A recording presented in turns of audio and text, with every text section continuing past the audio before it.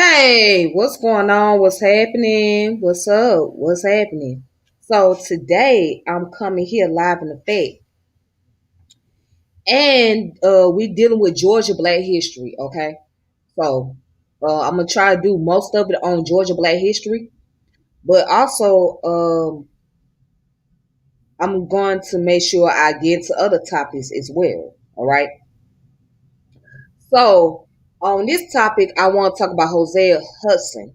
Hosea Hudson was from Wilkes County, Georgia, which is probably what is east of Atlanta. Like it's far east away from Atlanta. So you gotta go east of Atlanta, right? To get out there to Wilkes County. It's going towards it's kind of close to North Carolina. Like you going towards North Carolina area. Okay. So that's how far it is. It's over there by Washington, Georgia, Madison, Georgia, all that. Like you going towards North Carolina. Okay. So that's where Hosea Hudson is from. Now, Hosea Hudson was known to be a author, and he was a leader. He was a communist, right? He was part of the communist movement, and you're gonna find out the reason why a lot of black people joined or got involved into the Communist Party, because the Communist Party was like the only party that basically gave black people an opportunity to fight against oppression. So they figured that this was the opportunity for them to fight against oppression in America. Okay. However, we know that we can never live in a communist society because this society is not built on those principles. Okay. It's not built on that concept. But the idea of all oppressed people, working together, getting rid of the capitalism and all of that, that pretty much gave black people the idea to want to jump on board. All right. So, anyways, we're gonna go ahead and get started. We're gonna get to this information, and make sure you like and subscribe to the channel, hit the notification bell, share the channel, etc. So, I got some books for you guys to check out. Okay, and also, I got some information about him. So let me just go ahead and get started. All right. So I hope y'all ready. Yep. All right. So let's go ahead. Let's get started. All right. Hold on.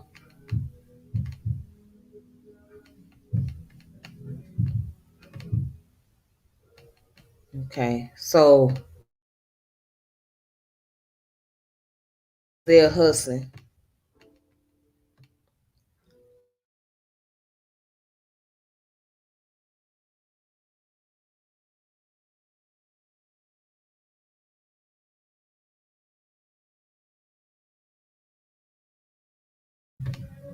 What the heck is going on here? Okay, I just want to make sure I'm still available. All right, cool. So, so here it is. Hosea Hudson was an African American labor leader in the southern United States, right? He was born in Wilkes County, Georgia. He worked as a sharecropper in what was known then as the Black Belt of Georgia. All right, so then he moved to Birmingham and worked as a steel mill worker and a local union official while maintaining active membership in the Communist Party, which he joined after studying in New York City in the 1930s. So, through his work, Hudson was often referred to as a militant fighter against racist oppression and economic exploitation. He is said to have been surprised at the acceptance of the Jim Crow laws, but felt that was not enough. Then he also, it goes on to say that he was actively participating in the struggle to enfranchise the African American minority in the Deep South. And in 1938, he organized the Right to Vote Club, which helped literate African Americans to register to vote despite the systematic intimidation of potential black voters in the segregated southern states. Okay. So, and it also mentioned that he had to learn to read at the Communist Party's National Training School. All right. So, coming from the background that he came from, right, he was not able to read.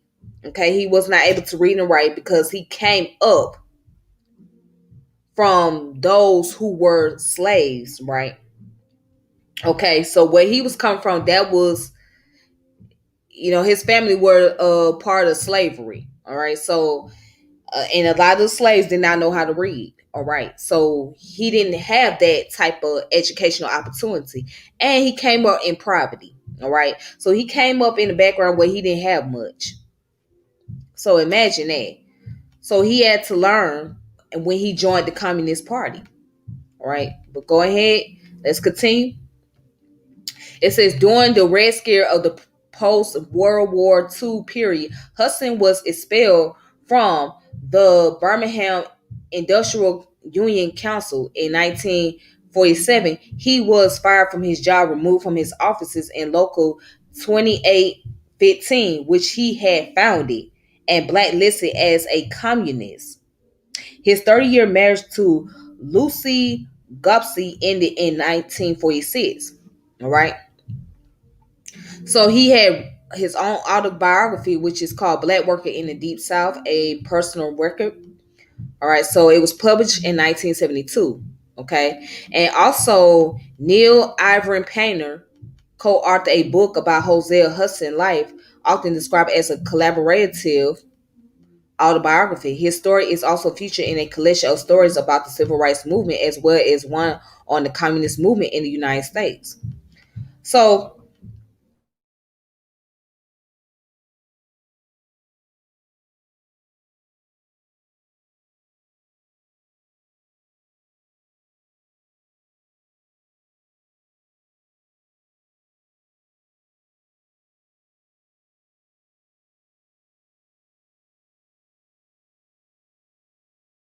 So on September the 8th of 1931, Hudson attended his first Communist Party meeting. There were only about 7 other people at the meeting, all from Stockham Pipe and Fittings or the surrounding community. Given that Hudson did not know much about the party before his first meeting, he questioned whether or not he could fit in. However, he came to realize that none of the other attendees could read or write. During that first meeting, the points Murphy made convinced the 8 men to sign up for the Communist Party and form a union for Stockham workers. The new members elected Hudson to be the union organizer.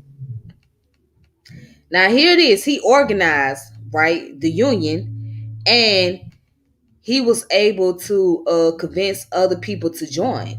All right. Okay, so then let's go down. Let's skip down real quick. All right, so it says one Tuesday morning, the personnel manager pulled Hudson aside and told him he had to leave his company house. Hudson moved out of the following Saturday. The Monday after, the assistant superintendent informed Hudson that he was fired seemingly because of his party work. The assistant superintendent asked Hudson about what he's in before firing him. A few days later, someone told Hudson to reach out to a party organizer from New York. With that organizer help, Hudson, his union, and the 5 other unit leaders distribute leaflets that expose the name and personal/professional information of the 6 Stockham stove pigeons all around town. So it says many months later, while working at a welfare job, Hudson and his friend Bedell, who was also on welfare, encouraged Hudson to get the party unit back together. After Hudson was fired, the rest of the party unit got scared and quit. When they successfully got the union back together, the group began to read again and understand more about the party and the history of the working class. So years later in Birmingham, during November of 1933, Hudson and other party members organized a meeting to work towards union rights for black industrial workers. At the meeting, when only 9 organizers were present, police arrested 8 of them. The city kept Hudson and another organizer in jail from Sunday night to Tuesday. The the day of their trial, the judge charged them with holding a party meeting to overthrow the government. Hudson pleaded not guilty. The 2 organizers were then placed back in the cell and then sent home the following afternoon. So anybody that joined the Communist Party back in those days was considered as, they had to be on the FBI watch list. So if you was in the Communist Party, right, the government kept a tab on you, kept a close eye on you, because they felt threatened by the communist movement, because they felt like those that was in the Communist Party wanted to overthrow the government. Now, that was not in his case. His case was to give labor workers the right, industrial workers to right, you know what I'm saying, and give black people right to vote. That was his whole agenda. It wasn't not to try to overthrow the government. However, the government felt threatened at that time, right? Especially when you had black people join the Communist Party. And so they feel like, well, we got to do something about this. We got to do something. We got to make sure that we try to keep these people under control. So I want to say this to say that it does not mean that black people did not do anything or they didn't try to accomplish something, because they did. Okay. But knowing the system that we was in, right, we didn't really know how to play the game. We didn't know how to play the game, and we didn't know how to move the pieces around. So when you don't know how to play the game and you don't know how to move the pieces, right, you'll get overpowered and you'll be taken over every time. They'll stop you every chance they get. So that's the thing that we have to realize. They wasn't that our people did not do anything. Okay. It's just they did not have enough power, because they thought they really understood the system and they thought they was able to overthrow the system, but they couldn't, because they don't have that type of power or type of leverage to do so. All right. Okay, so now let's go down here to where I'm gonna skip some of this information. Okay. All right, I'm gonna skip some of this information. So it goes down to talk about other activities he done. So in 1933, Hudson and 3 other welfare workers gathered 400 men and women to discuss the payment for doing welfare jobs. The group decided they must see the Birmingham City Commissioners and demand that the government pay welfare workers in money, not grocery slips. 150 people marched to City Hall and planned to send 6 spokesperson, 5 men and 1 woman, to speak to the Commissioner Jones. 2 city detectives asked the woman and men where they were going. The group said they were on their way to see Commissioner Jones, and one of the detectives pulled out a pistol and forced 5 of them out of the building. Of the 6 delegates, 1 was white. He was allowed, though. Days later, the workers sent a committee of 9 to the commissioner's office, but nothing came of that meeting except for a few concessions. So in March of 1946, 150 people from Alabama, representing 26 World War II veteran groups, came together in a convention and created Alabama Veteran Association. At the convention, they voted to characterize the Gillum report as too little and too late, and discuss issues such as the need for greater hospital, health and recreational facility, low cost price, control housing, state and federal FEPC laws, all right, abolition of the poll tax, and anti-lynching legislation. So Hosea Hudson was one of the experts who led these discussions. He was the president of local union 2815 of the United Steel Workers of America at the time. All right. So now you guys want to, if you guys want to look up more information, y'all can read it up for yourselves. Okay. You can look at the reference at the bottom of the page and also look at the links at the bottom of the page. And then also look at the notes over here. Okay. There's a lot of notes on here. So, so here it is, a man who came from a background, right, of poverty, who came from a family that were slaves, and he made a determination to organize a union and organize, or have his own set of party in Birmingham, Alabama, to gather people who are just not only daily workers, but those who were on welfare to bring the.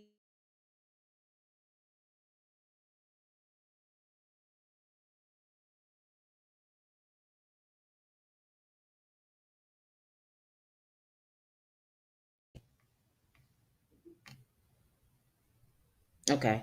So this goes back to what it means to be.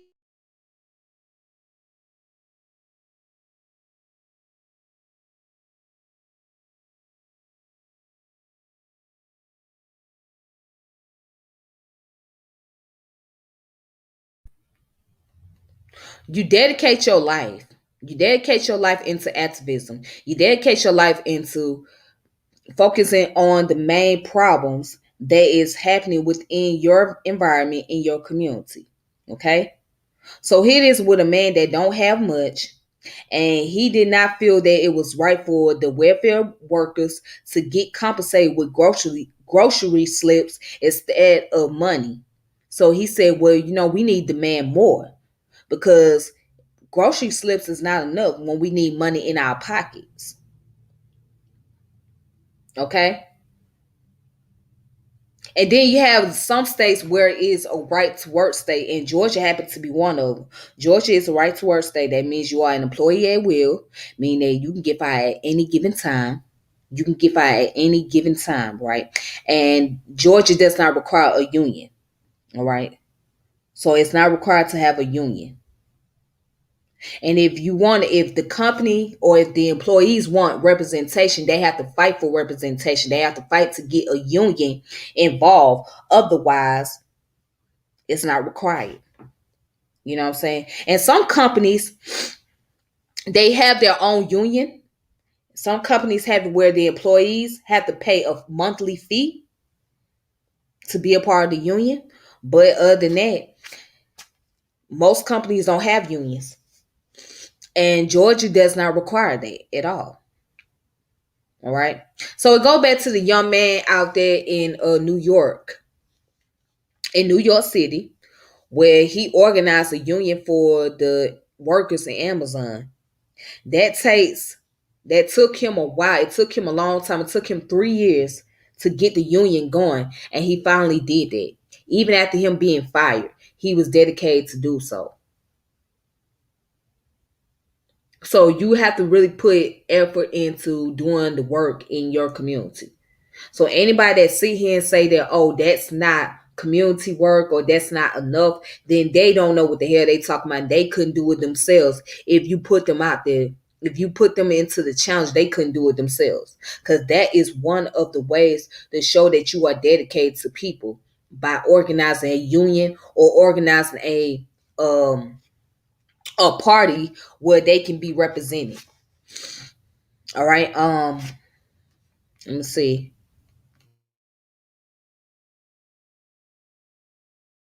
Let me see what else can I go to.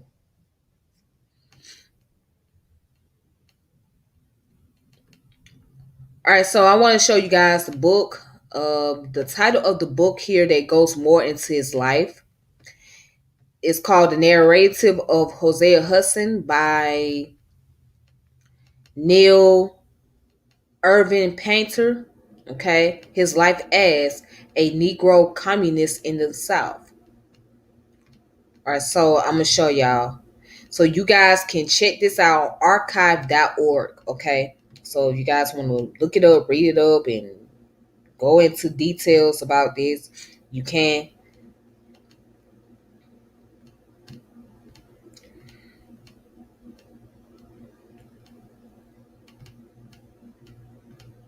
So right here, this is the website. This is archive.org. All right, it's like an online library. They can let you borrow books for like 2 weeks, or you could borrow it for every hour, however long you need it. Okay. All right. So the name of the book is The Narrative of Hosea Hudson: His Life as a Negro Communist in the South by Neil Irvin Painter. Okay. And then there is another book that I think you guys should check out.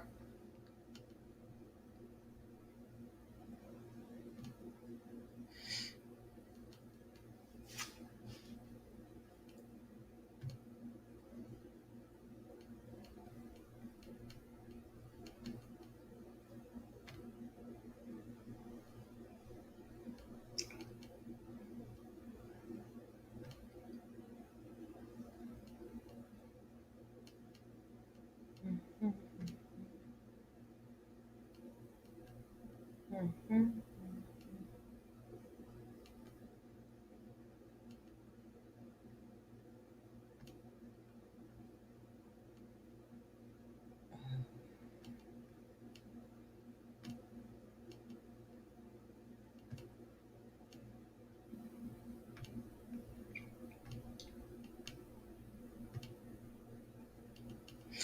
All right, so here's the title. This book is called A Black Worker in the Deep South, a personal account by Hosea Hudson. So basically, this is his autobiography here.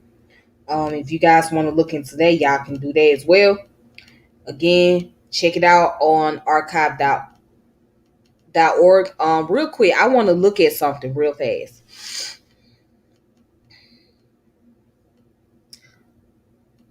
All right, so let's look at the making of a Union man and a communist. All right, so that's on page 36.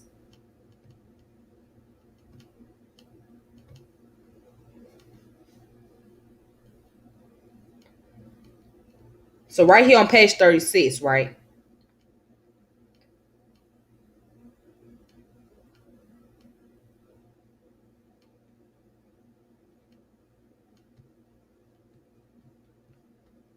He said, in spite of the constant battle to make a living and such racist persecution as I have described, I still remain to some degree a happy go lucky sort of guy. I sang in quartets around Birmingham, having the reputation of being one of the best bass singers in that area. I have been singing for 7 years and I got used to people following the quartet every Sunday from one church to another to hear my group sing. So I wasn't at all surprised one day when a man I knew by sight, a Negro worker named Al Murphy, greeted me warmly. This was around July of 1931. I said, "Where have you been? Ain't seen you around in a long time. Still in the shop." I got fired for what? He told me he's been taking part in the campaign for Scottborough's boys. The company had found out about it and fired him. He said he just got back from a conference in New York where the Scottborough case had been discussed. I asked, "What are they saying about us up there?" Well, he told me they wonder why we didn't organize. He had told the conference that Southern Negroes felt they didn't have anything to fight with. They asked him whether it was easier to organize or to fight, and he admitted that it was easier to organize. I met him again in September, and he asked me to come to a meeting that week at the home of a fellow named Lee who worked in the same shop, saying that at this meeting we would organize for action. I thought for a minute of my grandmother saying the Yankees were coming back to finish the job of freeing the Negroes in the South. Every time there was an attack on my people, I wondered when that day would come. When Scottborough case was exposed as a frame up, when telegrams began to pour in from New York and other northern states, as well as cables from all over Europe, I thought this was the time somebody was coming to help us to do something to free ourselves. So when I heard the word organized, I wanted to join up. And it says, but when I got to Lee's house, I expected to see a crowded room, but I was shocked to only see those I had been seeing every day in the shop or around the community. There was about 8 altogether. What kind of meeting was this: Al Murphy began to talk about the Scottsboro case, especially what it meant to the freedom struggle of the black people. He discussed the jury system in the South, linking it to the fact that those boys had been given a death sentence by an all white jury. He said we had to stop the legal lynching of 8 who had been sentenced to death. One of them, a 12-year-old, had been sent to penitentiary till he was old enough to be tried. Murphy explained that the Scottsboro case was only a part of the overall oppression of our people. It's the system itself that brings about these frames ups and lynchings, and went on to say he wanted all of us to understand that the kind of society in which we live robbed the masses of people of a livelihood. That only way the bosses could prevent the white and the black masses of people from struggling all together, right, was to keep them divided. If they could spread the lie that every white woman was in danger of being raped by some black man, it helped to spread fear and disunity. He gave us a little pamphlet with a map showing the whole area of the Black Belt. From the beginning, he said, the development of this area was carried on by the slaveholders who raised cotton for the most part. The black population outnumbered the white. The blacks built not only the railroads and the factory, they helped to build the material wealth of the entire South with their toil, sweat, and blood. It says, yet we Negroes enjoy practically none of the rights guaranteed American citizens by the U.S. Constitution. I said to myself, this man is a communist. I was at a communist meeting, and though nothing sensational was happening, the idea was in sight. He went on. He went on to explain what he meant by black belt. Blacks constitute a majority of the population in many areas of the South. He pointed out that in these areas, black people like us were kept from voting, from running for public office, and from taking part in self-government. All right. And then that's when he started mentioning, I said to myself, yes, when my grandmother, my mother, my brother, and I, and so many more of us hopped to go to school and never stopped hopping, we never did get a chance. Right here and now, we blacks are the last to be hired and the first to be fired. It was we already existed on the crumbling edge of starvation, who suffered the highest death rate. If we had any medical care at all, it was just a whisper above being nothing. All right, so basically he talks about his experience going to a communist party for the first time, right? And how it made him feel like he was how it made him feel like he was a part of this and wanted to do more to organize. So he said this was something for him because it spoke into his personal life. It spoke about the things that his family went through, what they had to suffer, and what they had to endure. It spoke to him. So he figured, well, you know what? Maybe the Communist Party is for me because it tells my story as a black man coming from the South. So maybe I should join. And maybe I can be that example to other people who want to organize. Now, remind you, this was before the Black Panthers, okay? This was way before. This was in the 1930s. This was before the Civil Rights Movement. This was 1930s. So everybody that go around here talking about I'm a proud Black American and all that I'm the ADOS and the FBA and shit like that. Why don't you know enough about the history of the black people in the United States and what they have accomplished? I mean, next time a person want to come up to you and say, I'm a proud black American. I'm a proud black American, instead of regurgitating that, oh, my people built this country, right? Well, ask them, well, how much do you know about black history in America? How much history do you know about black people in America? Especially starting to where you from. Start where you from. How much do you know about the people where you from, where you were born and raised, or where you was raised at, and what they have done in that community? I can guarantee that a lot of them don't even damn know. I can guarantee that a lot of them don't even study. But yet and still that you fish your mouth up and say, my black people did this and that and the other. Okay, how much history have you studied about black people here in America? How much history you study about the black people where you from? You should be able to know a little something, right? You should be able to put it to the forefront. You should be able to talk about it. So I see this thing about Black History Month, and they trying to make it Black American History Month, which is so divisive and stupid. But the question is, okay, give us some information about the black people here in America that you know about in your region and where you from in your town. If you can't do that, then you ain't studied nothing. You ain't learned. You ain't trying to learn nothing. You just jumping on a bandwagon. You just jumping on a bandwagon because somebody else created organization. So you just personality worshiping. If you cannot say exactly what the black Americans, as you want to call it, right? I would rather use the term African Americans, but some people want to say black Americans, all right? If you can't say what the black Americans have done in this country, and the only thing that you're limited to is Dr. Martin Luther King and Rosa Parks, you ain't studied enough about black history. So if that's your focus, if that's your lane, let that be your focus and be able to put out information and look at what exactly they have done and not change the narrative, not falsifying information. Because there's some people out there that try to want to frame the information, want to change the history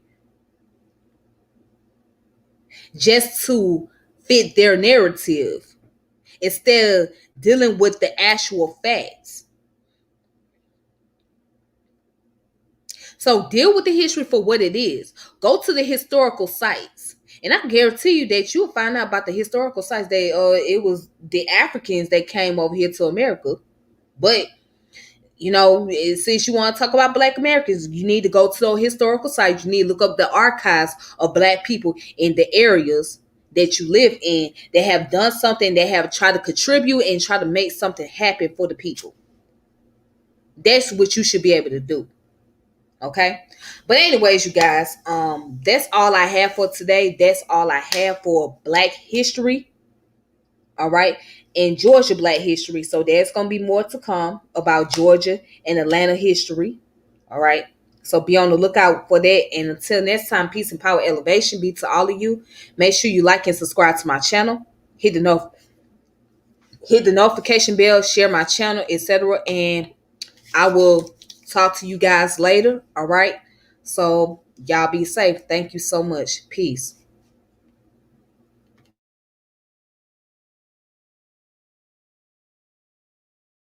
Oh, by the way, check out my Black History shirt. 1 month can't hold our history. 1 month can't hold our history. So I just wanted to share that. 1 month can't hold our history, man. Real talk. It's 365 days a year. But anyways, till next time, y'all have a good one.